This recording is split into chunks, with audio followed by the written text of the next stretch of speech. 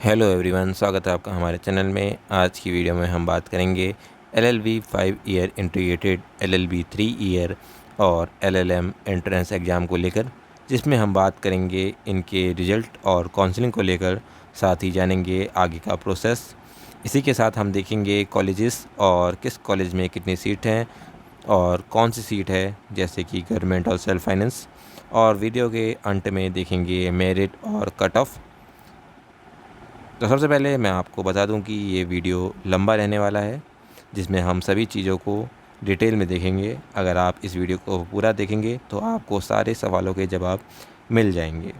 तो शुरू करते हैं ये वीडियो।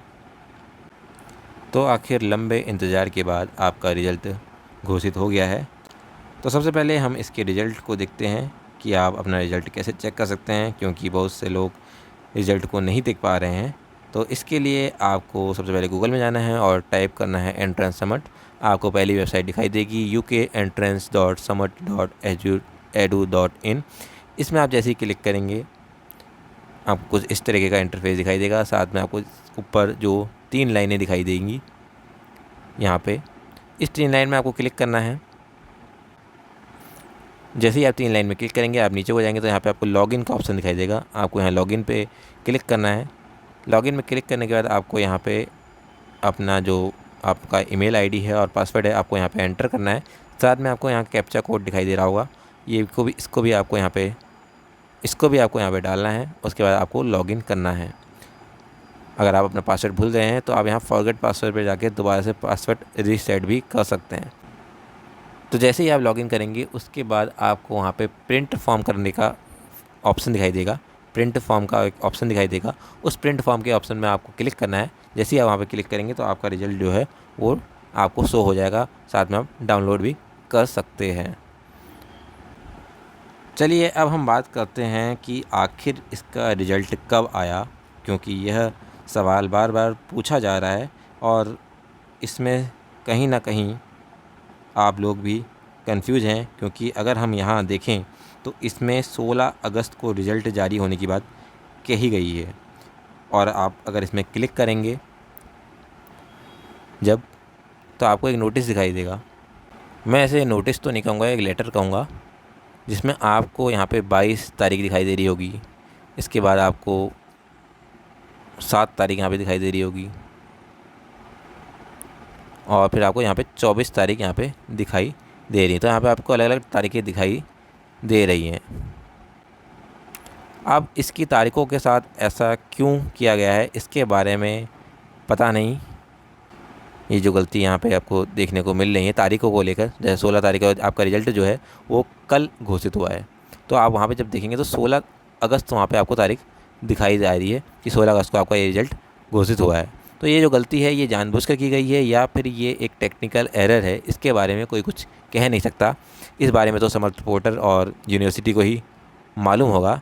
लेकिन जो भी हो, अगर ये टेक्निकल एरर भी है तो भी ये गलती छोटी गलती नहीं है, बल्कि बहुत बड़ी गलती है देखने को मिल रही है, जिसका नुकसान भले ही अभी नहीं हुआ है लेकिन आने वाले समय में इसका नुकसान देखने को मिल सकता है।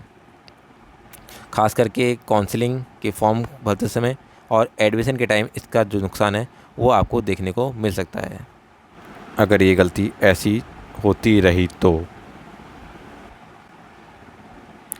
इसी के साथ एक और बात सामने आ रही है कि इसका रिज़ल्ट डिले होने का कारण एक केस भी है जो कि हाई कोर्ट में चल रहा है। लेकिन ये केस किस विषय में लेकर है इसके बारे में कुछ ज़्यादा जानकारी नहीं है। चलिए अगर हम इसको प्रैक्टिकली देखें तो इसका रिज़ल्ट का नोटिस कल आया है, जिसमें 16 अगस्त तारीख दिखाई आपको दे रही है। वैसे अगर हम देखें तो रिज़ल्ट आपका 2-3 दिन पहले ही शो होना शुरू हो गया था। जब आप लॉगिन करके प्रिंट फॉर्म में जा रहे थे तो आपको रिज़ल्ट शो हो रहा था, लेकिन मैंने आपको उस समय नहीं बताया था क्योंकि वही रिज़ल्ट है। इसको लेकर मैं भी कंफर्म नहीं था क्योंकि नोटिस तो आया नहीं था इसको लेकर, तो हम कह नहीं सकते थे कि वही रिज़ल्ट है। लेकिन शो होना आपका 2-3 दिन पहले से चालू हो गया था। इसके बाद अगर हम नोटिस देखें, जिसे मैं लेटर कह रहा हूँ, इसको देख के जो मैं अनुमान लगा पा रहा हूँ मैं आपको बता देता हूँ। तो देखिए ये जो लेटर है ये नोडल अधिकारी जी को भेजा गया है, समर्थ देहरादून के। आप यहाँ पे देख सकते हैं। और भेजने वाले जो हैं वो हैं हमारे कुल सचिव जी शोभन सिंह जीना विश्वविद्यालय अल्मोड़ा के। इन्होंने ये लेटर भेजा है। ये लेटर आप यहाँ पे देख सकते हैं कि 22 तारीख को ये लेटर इन्होंने यहाँ पे भेजा है, जिसमें इन्होंने कहा है कि 7 तारीख को इन्होंने एक और लेटर भेजा होगा शायद। तो उसमें इन्होंने कहा था कि LLB 5 वर्षीय और LLB 3 वर्षीय पाठ्यक्रम का परिणाम घोषित कर दिया गया है। तो इन्होंने समर्थ पोर्टल के जो नोडल अधिकारी हैं उनको ये लेटर भेजा है। उसमें इन्होंने कहा कि इन्होंने 7 तारीख के लेटर जो भेजा था उसके क्रम में LLB 5 और LLB 3 ईयर का जो परिणाम है वो घोषित कर दिया गया है। तत्क्रम में आपसे अनुरोध है कि LLB 5 वर्षीय इंटीग्रेटेड और LLB 3 वर्षीय की काउंसलिंग प्रारंभ करवाने और LLM 2 वर्षीय परीक्षा का परिणाम घोषित 24/8/2024 तक घोषित करने का कष्ट करें। तो ये जो लेटर है ये नोडल अधिकारी जी को भेजा गया है, जिसमें उन्होंने कहा है कि आपने LLB 5 वर्षीय और LLB 3 वर्षीय का जो रिज़ल्ट है वो डिक्लेयर कर दिया है, साथ में इनकी काउंसलिंग कराया जाए और जो LLM है उसका रिज़ल्ट भी 24 तारीख तक घोषित करने का कष्ट करें। इन्होंने यहाँ पे ये बातें इसमें कही गई है। ये बातें कब कही हैं? इन्होंने ये बातें कही हैं 22 तारीख को। लेकिन अगर हम यहाँ पे देखें तो इन्होंने ये पहला लेटर 7 तारीख को भेजा था नोडल अधिकारी जी को, जिसमें उन्होंने कहा होगा कि आप रिज़ल्ट डिक्लेयर करें। तो नोडल अधिकारी जी ने 16 तारीख को शायद रिज़ल्ट डिक्लेयर कर दिया गया होगा। लेकिन फिर इन्होंने 22 तारीख को कहा है कि ये रिज़ल्ट आपने डिक्लेयर कर दिया है। लेकिन जब इन्होंने ये बात कही है कि 22 तारीख को रिज़ल्ट डिक्लेयर कर दिया गया है, लेकिन तब इसके बाद वहाँ पे कोई भी नोटिस देखने को यहाँ पे नहीं मिल रहा था। ये बात यूनिवर्सिटी को तो पता चल गई थी कि रिज़ल्ट डिक्लेयर हो गया है, लेकिन बच्चों तक ये बात खबर नहीं मिल पहुँची कि 16 तारीख को रिज़ल्ट डिक्लेयर हो गया है। देखिए यहाँ पे अब 2 चीज़ें सामने आ रही हैं। एक चीज़ तो यह है कि इन्होंने जो लेटर है ये 22 तारीख को भेजा और इसमें इन्होंने यूनिवर्सिटी ने कहा है कि आपने LLB 5 वर्षीय और LLB 3 वर्षीय का रिज़ल्ट घोषित कर दिया है। लेकिन जो ये रिज़ल्ट है ये तो कहीं शो हो ही नहीं रहा था, समर्थ पोर्टल में तो शो दिखाई नहीं रहा था। यूनिवर्सिटी को कैसे पता कि इन्होंने रिज़ल्ट घोषित कर दिया? क्या पता यूनिवर्सिटी को इंटरनल कुछ पता होगा कि रिज़ल्ट घोषित कर दिया, लेकिन जब तक बच्चों तक एक इन्फॉर्मेशन नहीं पहुँची है तो यूनिवर्सिटी ने क्यों कहा कि आपने रिज़ल्ट घोषित कर दिया? या यूनिवर्सिटी ये भी कर सकती थी कि ये अपने वेबसाइट में एक नोटिस डाल देते कि आप लोगों का रिज़ल्ट डिक्लेयर हो गया है और आप लोग चेक कर लीजिए, समर पोर्टल में एरर आ रहा है, इसके कारण आपको शो नहीं हो रहा है, उसमें इन्फॉर्मेशन जो नोटिस है वो दिखाई नहीं दे रहा है। लेकिन उन्होंने ऐसा कुछ नहीं किया। इन्होंने 22 तारीख को लेटर भेजा जिसमें उन्होंने कहा कि आपने LLB का और LLB का रिज़ल्ट घोषित कर दिया है।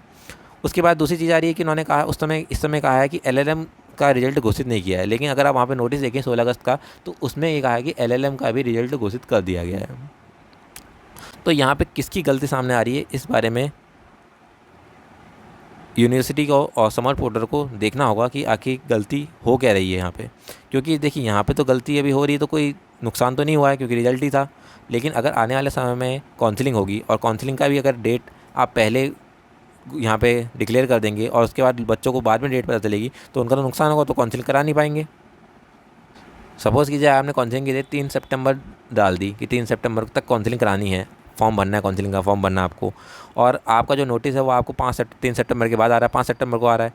तो फिर उस समय बच्चा 5 सितंबर को फॉर्म कैसे भरेगा? क्योंकि 3 सितंबर तो लास्ट डेट है और ये लेटर आपका कहीं दिखाई देगा है नहीं, ये लेटर आपको बाद में आएगा, शो होगा। तो यहाँ पे बच्चों का नुकसान हो सकता है। इसलिए इस विषय में जो यूनिवर्सिटी है, साथ में जो नोडल अधिकारी समर्थ पोर्टल के, उनको अच्छे से ध्यान रखना होगा कि नोटिस जो है वो टाइम से बच्चों तक पहुँचे। ठीक है ना? वेबसाइट में कोई दिक्कत आ रही है तो किसी और माध्यम से वो नोटिस जारी करें, यूनिवर्सिटी अपनी वेबसाइट में डाल दे। यूनिवर्सिटी की वेबसाइट तो सही चल रही है।